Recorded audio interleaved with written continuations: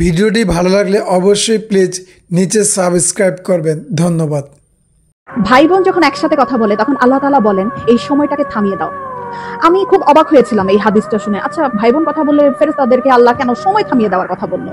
পরে যখন ডিটেইল জানলাম তখন খুব কষ্ট লাগলো। ডিটেইলটা ঠিক এরকম ছিল, ভাই বোনের সাথে এই পৃথিবীর পরে আর কখনোই দেখা হবে না। হাসরের ময়দানে না, আখিরাতে না, কিয়ামতের পরে না, জান্নাতে না, জাহান্নামে না, কোথাও না।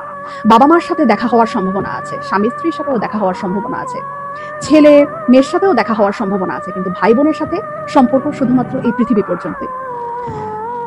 তখন এত খারাপ লাগলো ব্যাপারটা জেনে যে আমার যে বোন আছে অথবা আমার যে ভাই আছে তার সাথে আমার আর কখনোই দেখা হবে না এই পৃথিবীর পরে। মানে মরে যাওয়ার পরে তার সাথে আর আমার কখনোই কথা হবে না। এত ক্ষণস্থায়ী একটা সম্পর্ক আমাদের।